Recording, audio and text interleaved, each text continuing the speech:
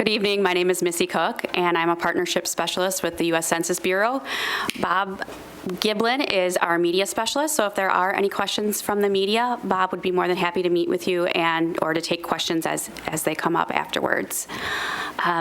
We are here there's mainly three reasons. First is to give an update on the census since 2010. The second reason is to talk about recruiting. There's plenty of jobs available.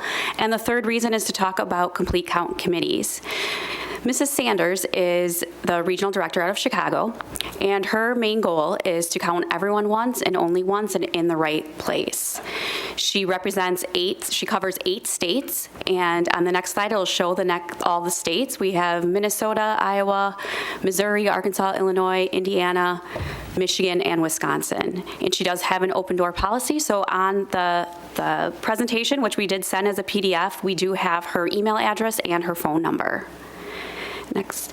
As you are well aware, that it's a constitutional mandate. It is Article 1, Section 2 that the U.S. Constitution requires a head count of every person in every 10 years who reside in the U.S. It's people of all ages, races, ethnic groups, citizens, and non-citizens. The first census was actually in 1779, so we are on our 26th census.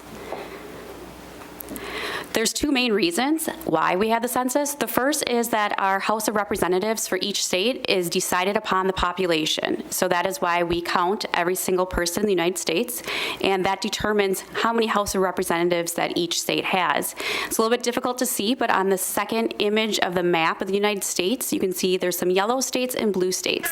The yellow states are states that lost seats in 2010. The blue states are the ones that gained.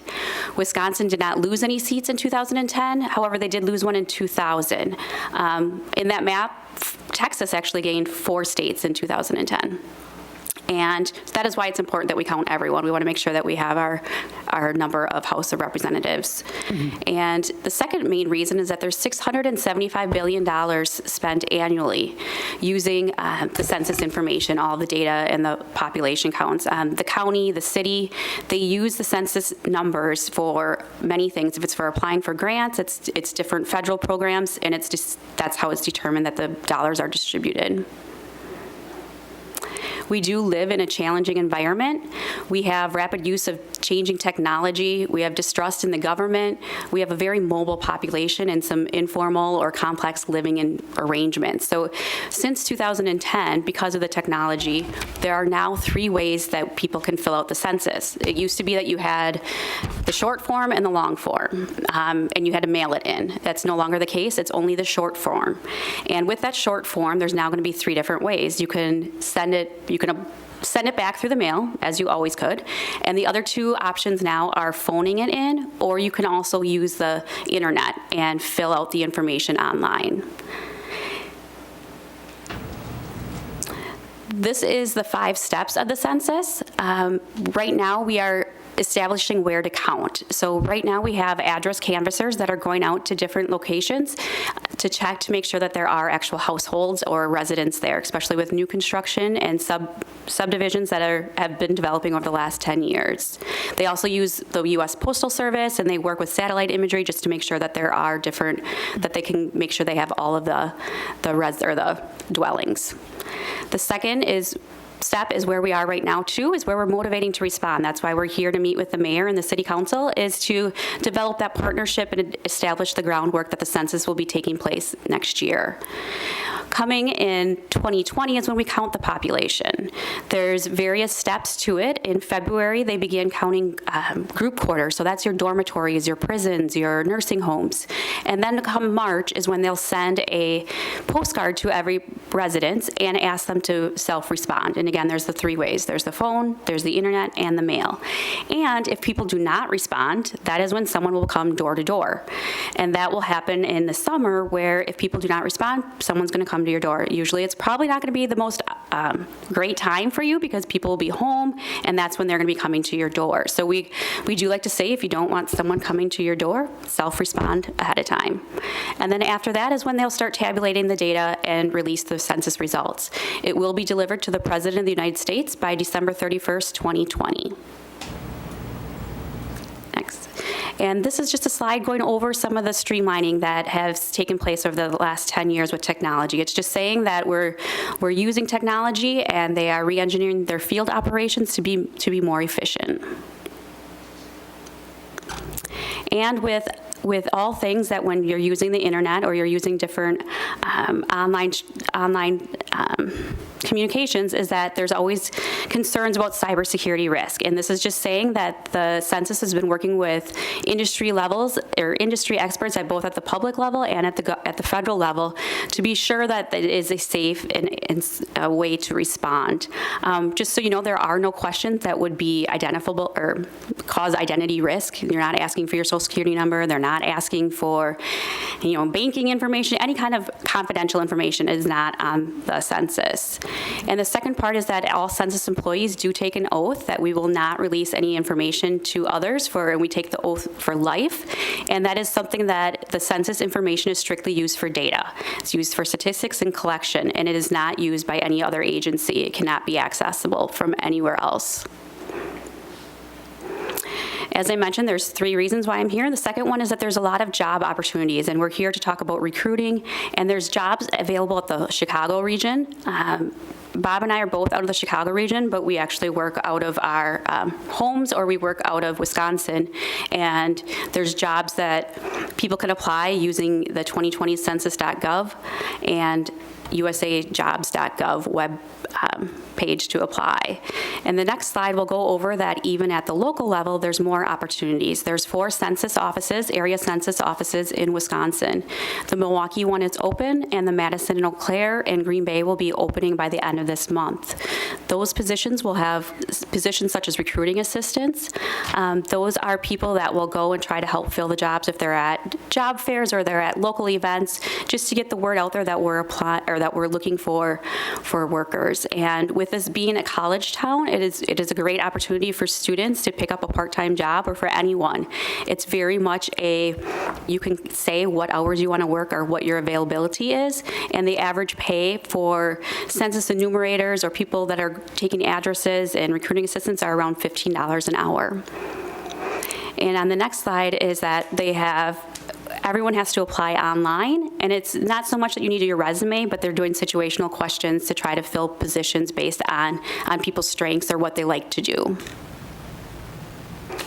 Here is an operational schedule. So as you can see that we're in 2019, we're doing the in-field address canvassing.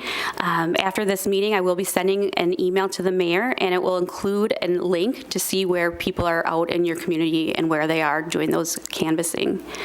Beginning in February, as I mentioned, is with the group quarters, and that's with your dormitories and your nursing homes, and I don't believe there's a prison here, but prisons. And as we talked about, in March is when you'll start to self-respond. April 1st is considered 2020 Census Day, and that is kind of using that as a snapshot. So if you're moving between locations, or maybe you have children on one, there's split custody arrangements, that where is that person located on April 1st? Just use that as a gauge to where you should who should fill out the census and list the people. And again, then it's non-response. It's delivered to the president by December 31st. And then by April 1st, 2021 is when the redistricting counts, how many House of Representatives will be delivered to each state. We're working with the communities, we're working with government, we're working with nonprofit organizations, the media, just to make sure that we're engaging, we're educating, we're encouraging people to partner with the census, and that we're working to make sure that people self-respond and to work towards being able to count those that are hard to count, and I'll go into that in a little bit. The state complete count commissions, that's just saying that the states have taken an initiative, they're taking leadership in this, and they have already formed their commissions or their committees, and now we're here at the local level to work with you here. Complete count committees, it can be organized by the county, the municipal, or the community level. From what I understand is that the county has already formed a complete count committee, and that Ms. Johnson is part of it. Am I right? Thanks for mentioning it. Yes, I'm hoping it will be approved next month. I think we've got all the pieces and parts, so we're really excited about that. Okay. So I more than likely believe that you'll be working with the county then on making sure that you have the committee and that you're I'm on county board as Okay. well, so that's my role there. Okay, thank you. And looking to help get the word out. What we want is that we want the communities, the county to be census champions. You guys are the trusted voice in the community, the city councils, the county board, that we can work with the communities to engage people to make sure that they do respond. It's mainly using your resources that you already have. It's not reinventing the wheel. It may be, using your social media. It's just using things that you already have. If it's a newsletter, putting a link on the website, just making sure that we can work together and partner to get the word out. There's different people that should be on a complete count committee. These are just a large handful of different ideas of people depending on where your community is and what you're looking for. Obviously, you'd want someone from the university, you would want someone from education, the nonprofit world, businesses, any kind of clinics or community groups that you would be able to help some of these that are hard to count. And I believe the next slide will be the hard to count. Oh, there's sample topics. That would be to reach some of those that are hard to count, the millennials, the students, seniors, and renters, and so forth. The next slide will show you who is, one more. These are the hard to count demographics. So children under 5 was one of the #1 undercounted populations in 2010. They're not sure why, but they do want it. After the fact, they realize they were highly undercounted. So they want to make sure that all the children under 5 are counted. College students, again, you have a large renter population in some of your areas in the city, just to make sure that they are receiving their mailing and that they understand that they need to fill that out. It's always hard to tie down people to an address. Phone books are no longer kind of the thing, that people have their own mobile phones and it does not tie them down to a location. Snowbirds, senior citizens, and millennials, young adults, this will be the first census that they will have to fill out. Right now we're in the engage phase or the gear up phase, where we're looking, again, we've kind of talked about this, about educating, encouraging people to respond, and that it is safe. There's some census tools that I'll go over quickly. The first one is going to be a male participation rate map. And what the next slide will show you is that in 2010, Wisconsin was #1 for self-response. 82% of the population responded on their own. That means that someone didn't come door to door. And on the next slide, you can see exactly for the city of Stevens Point is that 85% of the people self-responded in the 2000 census, and then it dropped down a little bit to 83% for the 2010 census. What we're looking for is that using the new technology with the internet, the phone, and having the other options and the mail, that the participation rate will go up for 2020. And then this map will show it's a predictive tool. And what the next slide will show you is that I picked one census tract that was kind of the darkest shading for this area, is that it's saying that it predicts that 24 or close to 25% of the population will not respond by themselves. And the next slide will show you it breaks down into the demographics. So what it's saying is that for that census tract alone is that there are 70% of it is housing units or that are renters, and that a large number of the population has moved, 30% has moved from one year to the next. So that's probably where the university is, and making sure that those students are counted here. And again, this just goes over the two differences between the maps. One's a historical and one's more of a predictive tool. And with the county, if the county is doing this, that we do have census employees that would come and train your committee and make sure that you have the resources, the materials, and information to get out to the public. Critical next steps. One of the ways, because you're already on your way to forming a complete count committee, is helping recruit for census jobs. It may be something at the library where we have an applicant day where we have a recruiting assistant come to the library, and let's say it's from 8 to noon, and that the recruiting assistant would be there, and we would advertise or publicize that someone from the census will be there to help people apply and help them get into those jobs and help them walk them through the process. And Mrs. Sanders, she believes that this is a team effort, and that's why we're here. We're here to partner with you and with the community and to make sure that everyone is counted once and only once in the right place. And we have some helpful links. And then with that, we do want to say thank you. I know I kind of hopefully rushed through this. It's usually about a 25, 30-minute presentation, and I didn't look at the time, but I hopefully went through 10, 15 minutes and didn't make you guys stay here longer. I think you're right on track. So it was rather quick.